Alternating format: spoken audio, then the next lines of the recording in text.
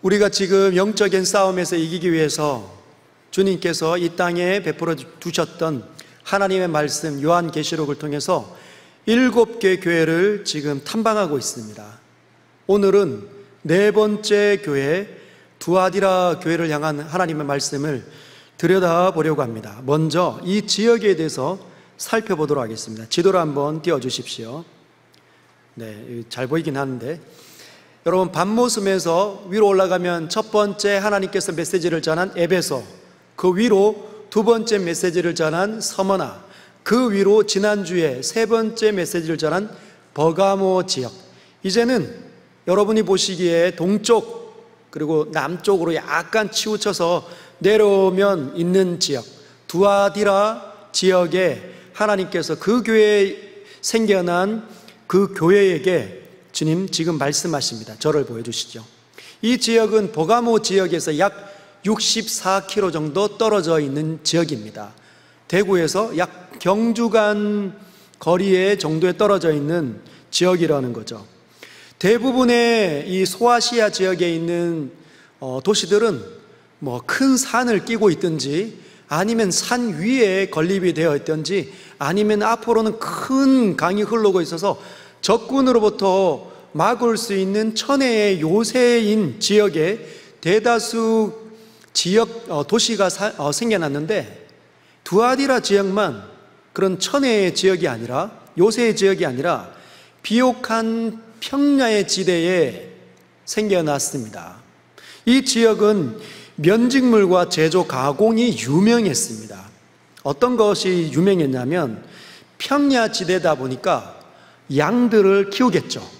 양들을 키우면 양털을 가지고 옷감을 만드는 양모직 기술이 발달한 곳이 바로 이 두아디라 지역이었습니다. 그리고 그 양모를 염색하고 가공하는 당대의 가장 큰 공장이 세워져 있었다고 이야기합니다.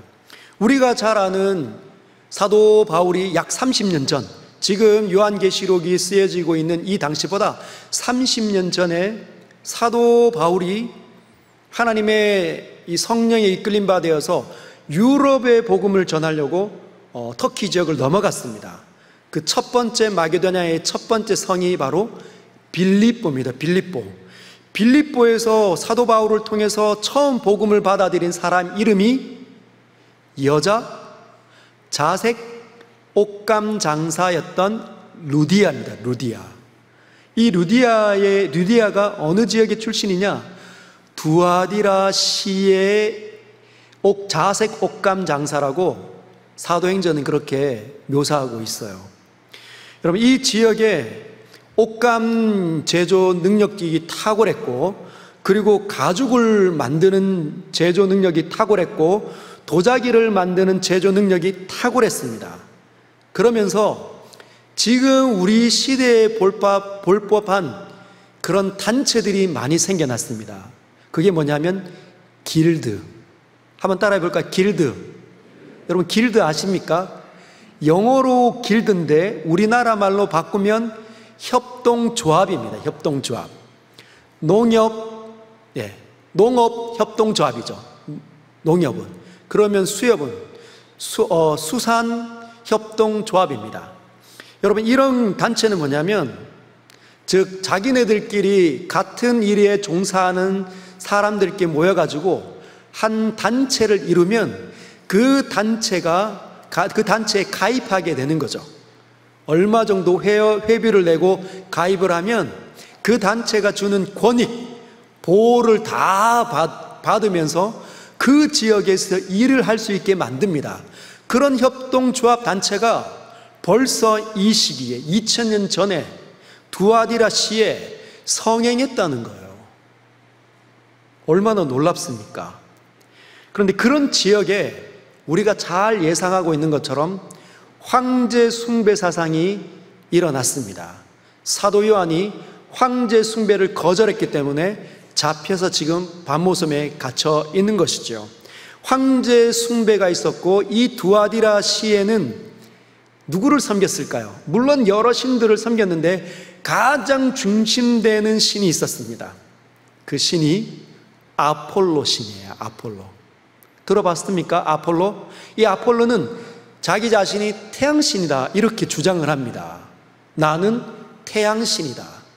그리고 황제는 태양신의 아들, 아폴로 신의 아들로 지금 두아디라 시에서 받아들여지고 있는 거죠.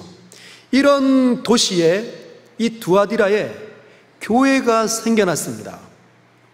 여러분, 이 교회에 주님이 자기 자신을 이렇게 표현하면서 편지를 하십니다. 18절 같이 한번 읽어보도록 하겠습니다. 시작. 두아디라 교회의 사자에게 편지하라.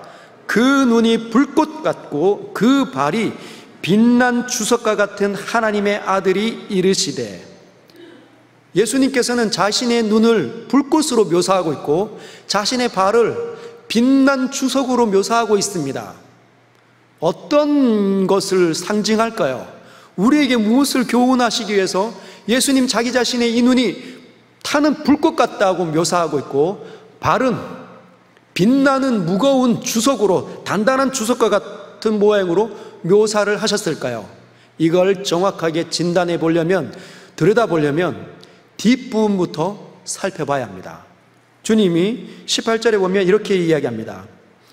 하나님의 아들이 이르시되, 나는 하나님의 아들이다. 여러분, 우리가 믿는 예수님은 하나님의 아들이십니다. 그분이 이렇게 말하는 거죠. 너희들, 두아디라 시에 있는 너희들은 태양신의 아들이 황제라고 알고 있지. 그러나 그 태양도 나의 아버지 되시는 하나님께서 창조하신 창조물에 불과하다. 나는 그 영원하신 하나님, 절대자이신 하나님, 온 세상을 창조하신 하나님의 아들로서 너희에게 말한다. 나의 눈은 불꽃이다. 여러분, 하나님의 아들 예수님의 눈은 불꽃입니다. 이때 여러분, 우리가 상상할 것은 주님의 눈을 생각하면 막 이글거리는 불 상상하면 안 됩니다. 불꽃.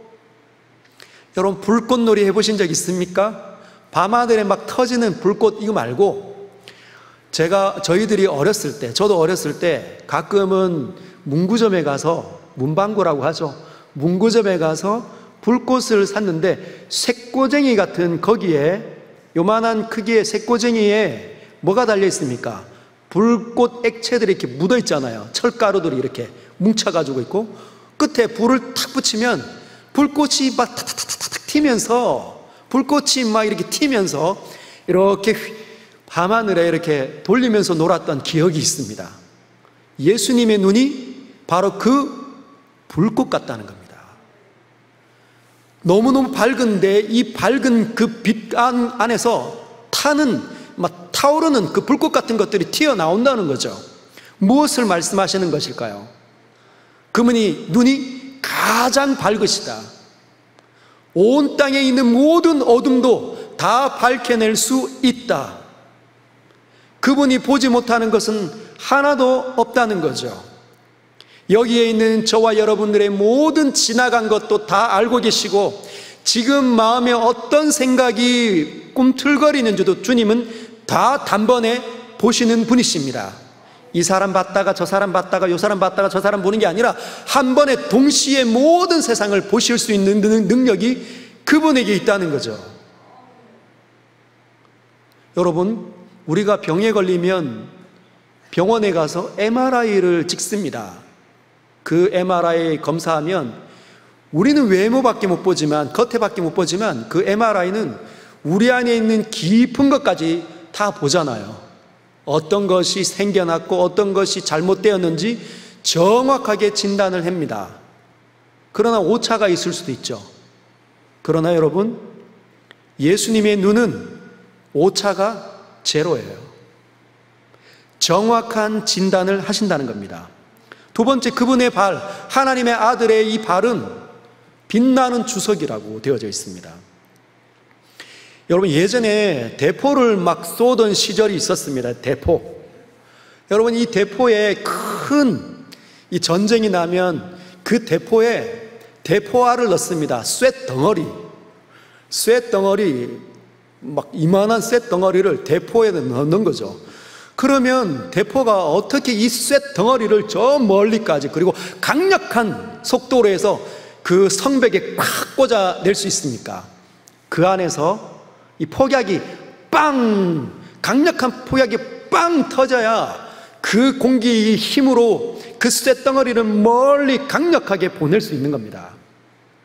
그런데 여러분, 이 안에 있는 폭발력이 너무 강해가지고 이 대포가 터져버리면 한 번 쏘고 더 이상 전쟁을 치를 수가 없게 됩니다.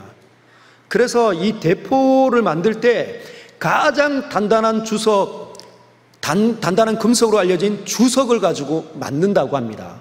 오늘날 총열도 그렇게 주석으로 만든다고 해요. 이 안에 있는 강력한 폭발도 견뎌낼 수 있는, 예수님의 발이 그 무거운 주석으로, 무슨 의미일까요? 밟으면 그 밟히는 모든 것들은 다 터져버리는 거죠. 그 예수님의 발이 주석으로 되어져서 걷어차이면 다 아무리 경고한다 할지라도 다 무너져 버리는 겁니다. 터져 버리는 거죠. 박살이 나버린다는 겁니다. 그것을 의미한다는 거죠. 나는 하나님의 아들로서 온 세상을 단번에 다 볼 수 있고 단번에 멸망시킬 수 있는 권세를 가지고 있다. 세상의 신들은 헛것이다. 그들의 소리에 귀를 기울이지 말지어다. 그러면서 주의 입에서 이르시되 메시지가 터져 나옵니다. 어떤 메시지가 두아디라 교회를 향하고 있는지 한번 읽어보도록 하겠습니다. 19절 같이 한번 읽겠습니다. 시작. 내가 내 사업과 사랑과 믿음과 섬김과 인내를 아노니 내 나중 행위가 처음 것보다 많도다. 여러분, 이 불꽃이 팍 튀는 가장 밝은 눈을 가지고 계시고 온 세상을 단번에 보시고 모든 것들을 다 한치의 오차도 없이 진단해내시는 그 정확한 MRI 같은 그 눈을 가지신 예수님께서 이제 판단이 끝났다, 진단이 끝났다 말씀하십니다. 분석이 끝났다. 여러분, 얼마나 두렵습니까? 하나님께서 우리를 단번에 하신다면 우리가 알지 못하는 순간까지도 꿰뚫고 계셔서 우리의 모든 더러운 것이 어디에 묻었는지 주님이 다 보신다면 저와 여러분들은 어떨까요? 나는 분석이 끝났다. 그럼 다 긴장할 텐데, 이 두아디라 교회에 아마 긴장이 일어났을 텐데 칭찬이 터져 나오신 거예요. 그럼 놀랍지 않습니까? 주님이 다 아시는데, 진단을 끝냈는데 칭찬할 거리가 먼저 보였다는 겁니다. 그들의 사업과 그들의 사랑과 믿음과 섬김과 인내가 주님께 칭찬받고 있다는 거죠. 그런데 평가가 더 놀랍습니다. 너의 나중 행위가 처음 행위보다 낫다.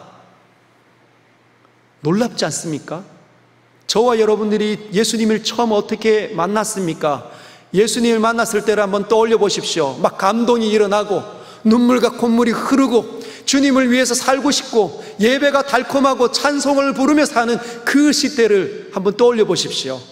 아, 난 이렇게 살고 싶다. 이제는 욕 안 하고 살고 싶다. 이제 좀 거짓말 좀 안 하고 싶다. 좀 착하게 이 세상에 유익한 사람으로 좀 살아보고 싶다. 이런 마음 아닙니까? 그런데 두아디라 교회는 그런 처음 상태보다 지금 모습이, 지금 예수님의 평가가 이루어진 그 모습이 훨씬 더 뛰어났다는 거예요. 훨씬 더 풍성했다는 겁니다. 처음 믿을 때보다 신앙이 훨씬 더 좋았다는 거죠. 얼마나 부러운지. 아, 나는 과연 이런 평가를 주님으로부터 받을 수 있을까? 그들의 사업이 처음 믿을 때보다 좋았다. 사업이 여러분 돈 버는 사업이 아니겠죠. 구제하고 선교하는 거. 처음 믿을 때는 어떻게 해야 되나 이런 생각했는데 이제는 척척 알아서 훨씬 더 매끄럽게 지혜롭게 경험이 많으니까 해내고 있다는 겁니다. 가난한 자와 약한 자를 섬기고 있다는 거죠. 그들의 사랑이 처음보다 훨씬 뛰어났답니다. 서로에게 양보하고 배려하고 하나 되고 참아주고 이런 일을 처음보다 훨씬 잘했다는 거예요. 믿음은요, 하나님을 잘 믿는 겁니다. 세상보다 하나님은 살아계셔. 하나님을 의지해야 돼. 하나님께 나아가야 돼. 하나님을 온전히 예배해야 돼. 예배 드릴 때마다 막 감격스럽게 예배를 드린 겁니다. 할렐루야 찬양하세 내 모든 죄 사함받고 주 예수와 동행하니 그 어디나 하늘나라. 감격스럽게 부르는 거죠. 그게 믿음이 처음보다 더 나았다는 겁니다. 섬김은요, 여러분, 섬기는 게 가장 힘들지 않습니까? 내 시간과 내 인생과 내 물질을 가지고 누군가를 섬긴다. 처음에 한두 번은 할 수 있죠. 그걸 지속해서 지금 더 잘하고 있는 건 굉장히 어려운 겁니다. 지속하는 건 쉽지 않은 거죠. 근데 이 사람들이 잘해내고 있다는 거예요. 인내, 고난이 오고 역경이 오고 어려움이 찾아와도 다 이유가 있을 거야. 나는 하나님을 사랑하니까, 그분이 나와 함께 하니까 견뎌낼 거야. 인내했다는 거죠. 그런데 여러분, 이 칭찬이 한 절밖에 없습니다. 19절 딱 한 절만 압축해서 요약해서 나온 거예요. 정말 평가를 내렸는데 하나님께서 정말 지금이 훨씬 낫다고 평가를 내렸지만 20절부터 하나님께서 책망하시는데, 예수님께서 책망하시는데, 앞에 받는 처음 믿을 때보다 지금 훨씬 뛰어난 그들의 사랑과 믿음과 섬김, 이것보다도 더 심각한 게 있다는 겁니다. 여러 절에 걸쳐서 주님께서 진단하실 만큼, 평가를 내리실 만큼, 그 앞에 거를 다 뒤집을 만큼 심각한 일이 두아디라 교회 가운데 일어났다는 거죠. 무슨 일이 일어났을까요? 한번 들여다보겠습니다. 20절 같이 읽겠습니다. 시작. 그러나 내게 책망할 일이 있노라. 자칭 선지자라는 여자 이세벨을 내가 용납함이니 그가 내 종들을 가르쳐 꾀어 횡음하게 하고 우상의 제물을 먹게 하는도다. 나는 너에게 책망할 것이 있다. 너의 사업과 사랑과 믿음과 섬김과 인내, 이 5가지의 이 온전한 이 섬김보다도, 이 신앙의 탁월함보다도 너희 모두를 다 무너뜨릴 만큼 심각한 것이 있는데, 그게 너희 안에 자칭 선지자라 하는 여자 이세벨을 너희들이 용납함으로 나타나는 결과들이다. 여자 이세벨, 그녀는 누구일까요? 실제로 이세벨이라는 이름을 가진 건 아니라고 학자들은 이야기합니다. 이세벨은 상징인 거죠. 요한 계시록이고 요한 묵시록이기 때문에 상징이 많습니다. 이세벨은 구약 시대에 살던 사람입니다. 특별히 북이스라엘 땅, 남유다와 북이스라엘로 갈라져 가지고 북이스라엘에서 가장 나쁘고 못됐고 악한 왕으로 평가를 받는 아합 왕의 아내였습니다. 이 아합 왕이 정략 결혼을 하면서 시돈의 공주를 데리고 왔는데, 그 공주의 이름이 이세벨입니다. 근데 이 공주는, 이 이세벨은 원래 시돈 땅에서 바알과 아세라를 섬기던 여인이었어요. 특별히 그의 아버지의 이름은 엣바알이라고 부릅니다. 엣바알. 이 엣바알이라고 부려지는 자기의 아버지는 바알 신을 섬기는 제사장이었습니다. 근데 이 제사장이 왕을 배반하고 왕권을 차지를 한 거죠. 그리고 난 다음에 자신의 딸을 공주로 삼은 겁니다. 그런데 이 공주가 이세벨이 북이스라엘 땅으로 들어오면서 뭐까지도 들고 왔느냐? 바알과 아세라 우상들을 섬기는 일까지도, 그의 제사장들까지도 데리고 와서 우상을 북이스라엘 땅에 하나님의 백성이라 일컬음 받는 그 땅에 심은 겁니다. 여러분, 북이스라엘에서 왜 그 우상을 좋아했을까요? 이 바알과 아세라는 남편과 아내이거든요. 신이 남편 신이고 아내 신이에요.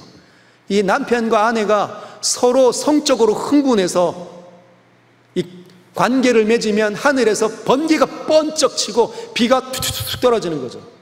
그러면 땅에 자기의 아내 아세라라는 그 신이 땅의 신인데 소산을 막 내는 겁니다.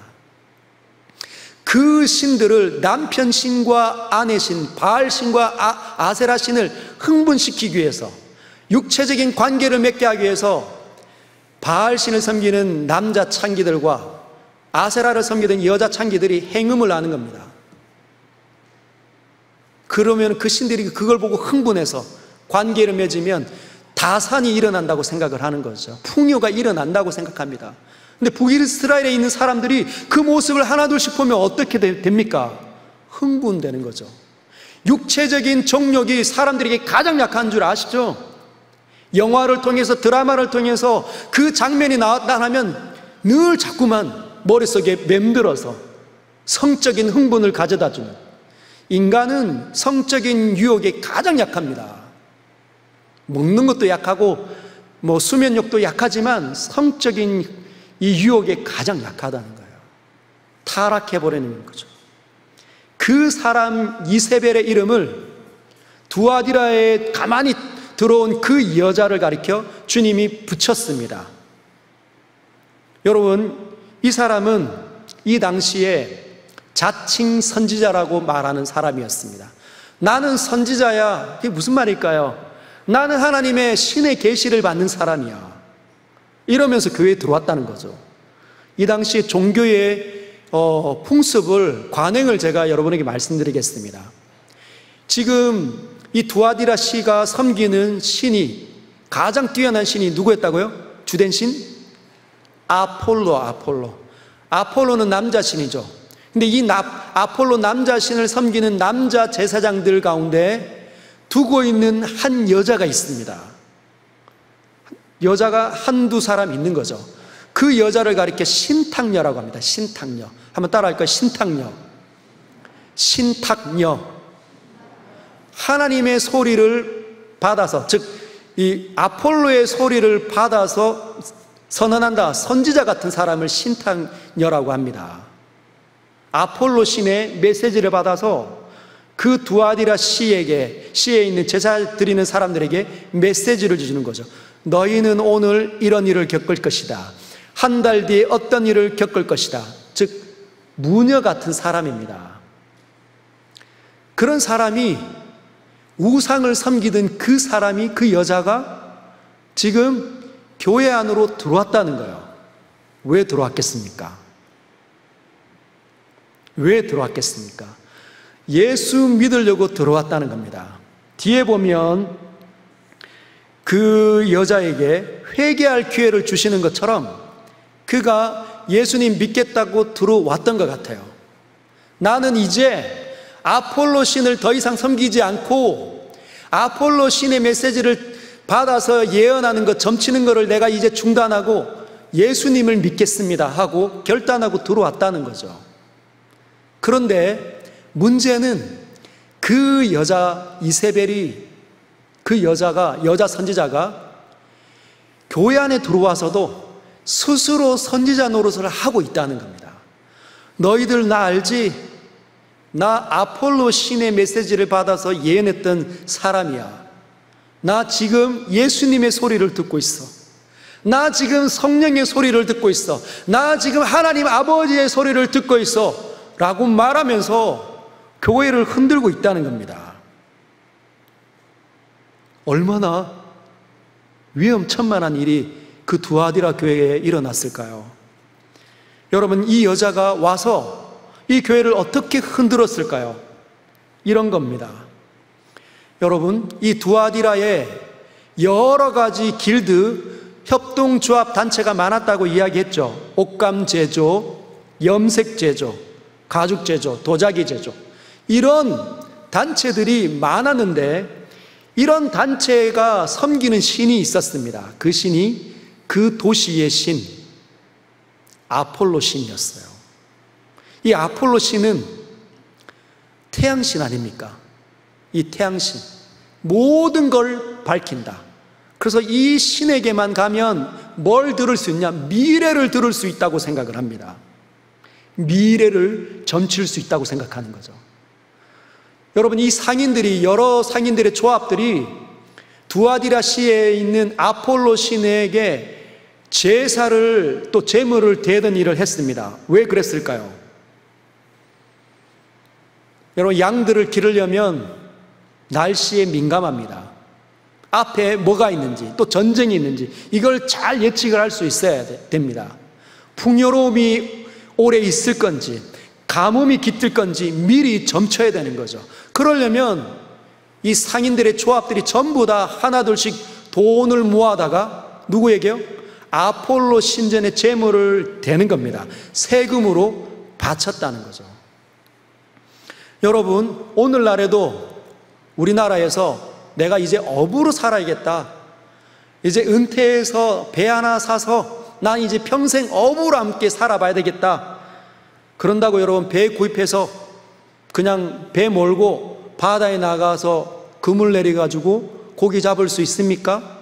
그 잡은 고기 가지고 팔 수 있습니까? 못하죠. 어디에 가입해야 합니까? 수협에 가입해야 합니다. 적절한 그 금액을 내고 수협에 가입을 해야 되는 거죠. 그래서 수협에 보호를 받는 겁니다. 정당하게 일을 할 수 있는 권리를 받는 거죠. 그리고 수협이 다 보호해 주는 겁니다. 태풍이 일어나서 배가 파손이 되면 수협에서 일정하게 보조가 나올 수 있는 거죠. 마찬가지로 여러분, 두아디라 교회가 그 안에 염색 일을, 또는 도자기 만드는 일, 가죽 옷을 만드는 그 모지기를 하는 사람들이 왜 없었겠습니까? 그러려면 어디에 가입을 해야 되죠? 상인들의 조합에 가입할 수밖에 없습니다.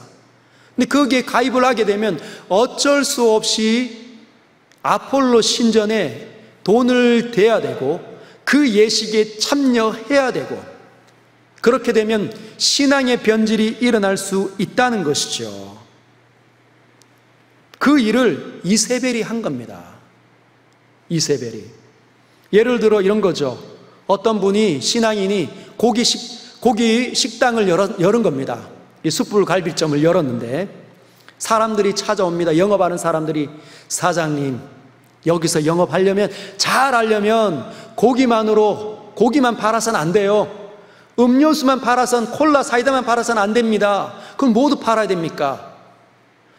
막걸리도 팔 수 있어야 되고, 그리고 맥주도 팔 수 있어야 되고, 소주도 팔 수 있어야 됩니다. 아, 나 그렇게 안 되는데, 저 안 되겠습니다.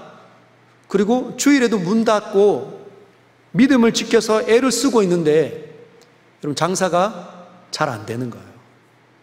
사람들이 전부 다 술 먹고 막걸리 마시는 그런 주점에 가서, 그런 고깃집에 가서 고기를 사 먹는 거죠. 그랬더니 이 믿음이 있는 이 사장님이, 일단 살고 보자. 일단 살고 보자. 생존부터 해야 되지 않겠냐 하는 거죠. 그렇게 해서 타협하는 겁니다. 지금 여자 이세벨이, 자칭 선지자라 말하는 그 여자 이세벨이 그 일을 한 거죠. 여러분, 이 교회가, 두아디라 교회가 믿음이 충만한 교회 아닙니까? 안 된다. 그리고 인내가 탁월한 교회 아닙니까? 고난당해도 된다. 우리가 한 번 죽지 두 번 죽냐? 신앙의 정조를 지키자. 우리가 하나님께만 예배하자. 이러는데 여자 이세벨이 그런 교회에서 인기를 얻으려면 어떻게 될까요? 자기도 믿음 있는 짓을 해야 되는데 그렇게 하지 않고 다른 쪽으로 하는 겁니다. 인기와 사람들에게 영향을 미치기 위해서 내가 성령의 계시를 받았어. 다 괜찮대. 그렇게 해도 된대. 여러분, 교회 안에 얼마나 갈등하는 사람이 많았겠습니까? 그 메시지를 덜컥 받는 거죠. 제사해도 돼. 한쪽에서는 힘겹게 싸우고 애를 쓰고 있는데 한쪽에서는 지금 무너지고 있는 겁니다. 여러분, 저는 이 대목에서 여기까지 해석하고 난 다음에 충격이었습니다. 어떻게 이런 일이 일어날 수 있을까? 처음 믿을 때보다 신앙이 정말 좋았던 사람들이 있는 두아디라 교회, 사업과 사랑과 믿음과 섬김과 인내가 정말 탁월한 교회가 여자 이세벨을 용납했단 말인가? 여러분, 이 사람들, 이 교회가 여자 이세벨이 던지는 메시지가 무엇인지, 그 메시지에 넘어가서 신앙이 변절되는 사람이 한두 사람 일어난 거 알았을까요? 몰랐을까요? 처음 행위보다 나은 교회라 평가받는 사람이 몰랐을까요? 알고 있음에도 그대로 내버려 뒀다는 거죠. 어떻게 해서 이 일이 일어날 수 있을까? 알고 있는데도 왜 그런 일이 일어날 수 있을까? 제가 주님께 물어봤습니다. 주님, 가르쳐 주십시오. 보여주십시오. 깨닫게 해주십시오. 제가 뭐라고 답을 해야 합니까? 주님이 어느 날 한 구절에 머무르게 했습니다. 뒤에는 안 나오더라고요. 19절에 그 단서가 있더라고요. 한번 다시 읽어볼까요? 시작. 내가 내 사업과 사랑과 믿음과 섬김과 인내를 아노니 내 나중 행위가 처음 것보다 많도다. 사랑이 많은 교회였기 때문이에요. 이 교회가 여자 이세벨 자칭 선지자라고 하는 사람이 활동하고 그 꾀임에 넘어가서 이방 신전에까지 가서 성적인 타락까지 경험하는 사람들이 나타나는 것 보면서도 그냥 품고만 있었다는 겁니다. 사랑하는 성도 여러분, 이런 거죠. 한쪽으로 치우친 사랑입니다. 이세벨, 한 영혼이 천하보다 귀하잖아. 저 사람 그냥 받아줘야지. 여러분, 마치 동화사에 있는 한 주지 스님이 예수 믿겠다고 하고 우리 교회를 찾아온 거가 동일한 겁니다. 그러면 받아들여야 됩니까? 내쫓아야 됩니까? 받아야죠. 예수 믿겠다고 했으니까. 거기까지는 좋습니다. 그러나 그가 교회 안에 들어와서 불교의 법을, 그 진리를 전파하면 가서 책망하고 교훈하고 하지 못하게 막아야 되는데 하지 못했다는 겁니다. 그냥 참고 이만 있었다는 거죠.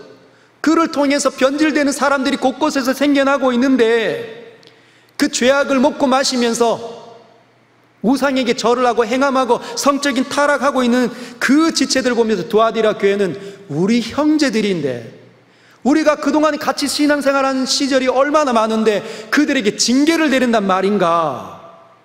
좀 더 기다려 봅시다. 돌아오겠죠. 기도하면 될 겁니다. 기도합시다. 우리가 주님께 기도해야 하면 됩니다. 기도에만 하고 있었다는 겁니다. 한쪽으로 치우쳐 있었다는 거죠. 주님은 이렇게 말씀하십니다.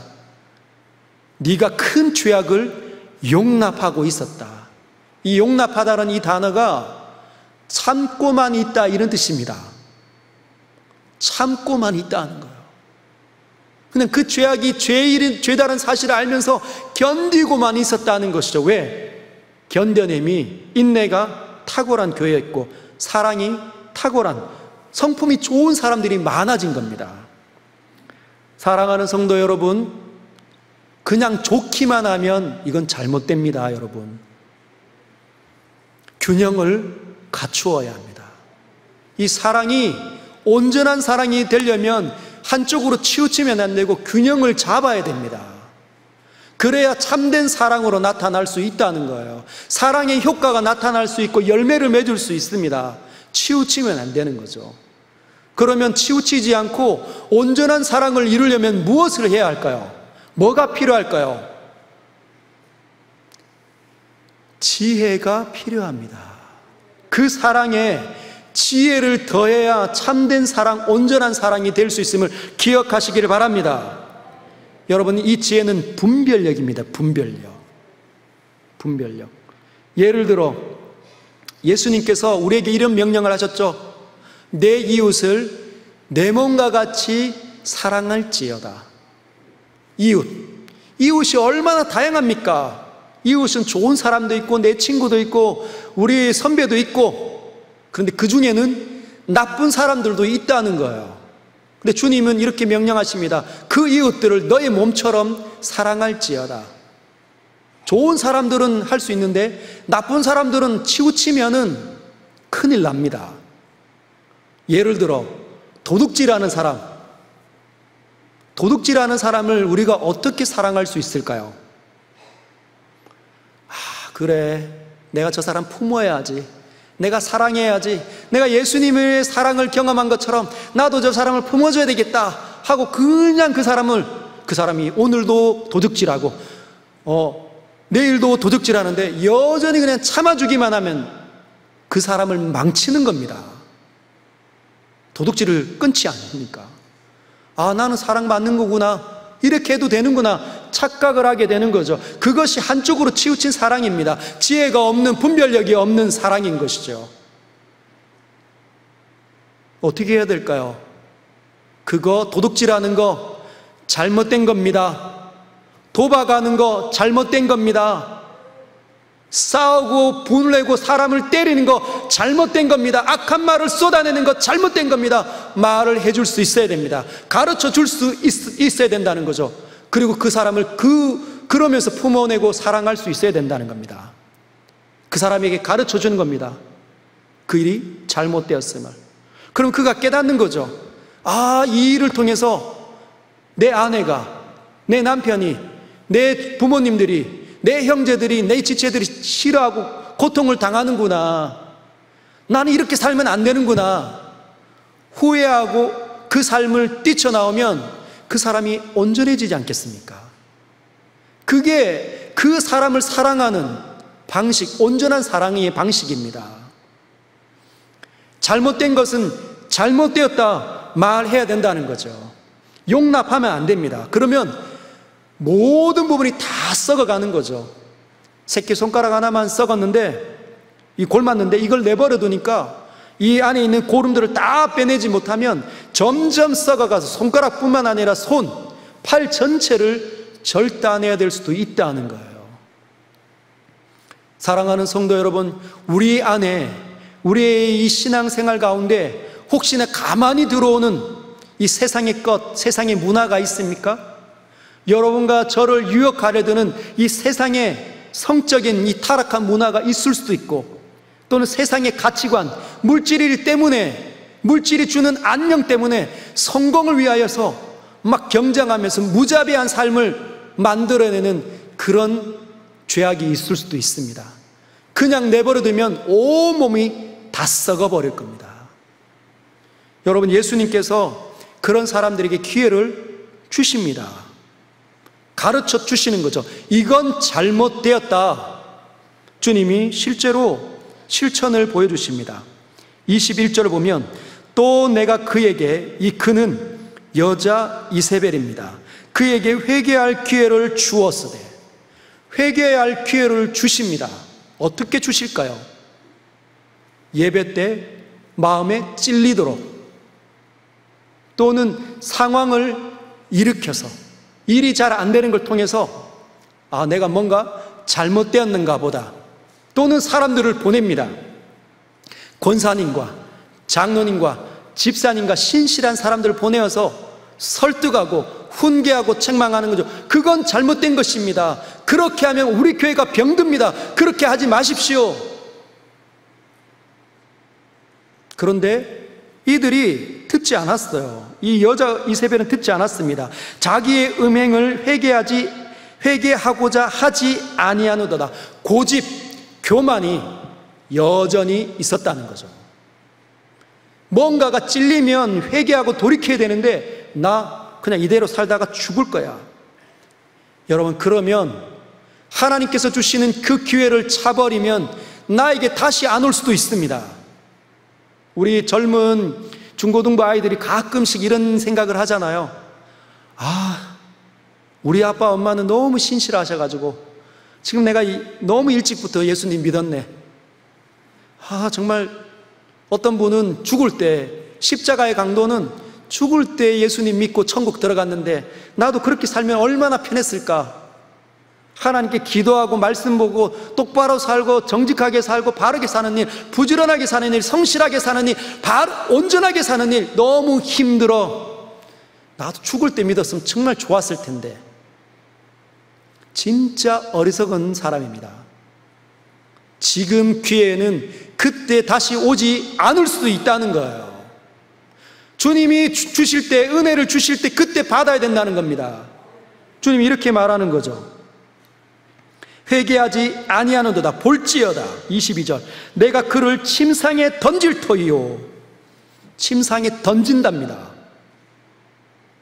침상에 던진다는 말은 병에 걸려 침대 위에 올라가고 병상에 올라가서 한 번도 내려오지 못함을 의미합니다. 어느 날 기침이 일어나고 머리가 아프고 어지러워서 쓰러졌는데 일어나지 못하는 거죠. 또 그와 더불어 간음하는 자들도 만일 그의 행위를 회개하지 아니하면 큰 환난 가운데 던지고 그의 진리를 받아서 변질되어졌던 수많은 악행을 저질렀던 그 사람들까지도 뭐라고요? 큰 환난 가운데 던질 것. 사업도 안 되고 가정도 망가지고 어려움이 막 도처에서 일어나는 겁니다. 23절 더 하시는 거죠. 또 내가 사망으로 그의 자녀를 죽이리니 그와 함께 결탁되어져 있는 그의 진리를 따르는 사람들을 다 죽여버리실 거다. 모든 교회가, 여기에 모든 교회, 이 일을 깨닫는 모든 교회가 나는 사람의 뜻과 마음을 살피는 자인 줄을 알지라. 내가 너희 각 사람의 행위대로 갚아주리라. 할렐루야. 여러분, 하나님은 다 보시는 분이십니다. 살아계신 분이십니다. 역사를 주관하시는 분이십니다. 그러하게 우리 안에 가만히 들어오는 모든 죄악들을 타협하면 안 됩니다. 그것이 또알이 틀어서 우리 자리에 이렇게 자리를 틀고 뿌리를 내리지 않도록 우리는 그것들을 뽑아내야 합니다. 이렇게 하나님 말씀이 들리는 자리에서 뽑아내야 되는 거죠. 성찬식이 있는 이 자리에서 뽑아내야 합니다. 그래야 살아나는 거예요. 24절에 보면 두아디라에 남아있어 이 교훈을 받지 아니하고 받지 않았던 사람들이 있는 겁니다. 그냥 너무 순한 사람들이라서 그냥 견디고만 있는 사람들, 그 메시지에 마음과 생각을 빼앗기지 않는 사람들에게 주님 말씀하시는 거죠. 너희에게 말하노니 다른 짐으로 너희에게 지울 것은 없노라. 주님이 원하는 건 두아디라 교회는 일어나서 이세벨을 몰아내고 그의 잔등들에게 회개할 기회를 주되 그들이 회개를 받지 않으면 끊어내라는 겁니다. 근데 이들이 못한 거예요. 못했기 때문에 주님이 직접 나선 겁니다. 너희들을 잘 못하지? 그래. 그러면 너희들이 해야 할 일을 내가 가르쳐 주겠다. 25절이죠.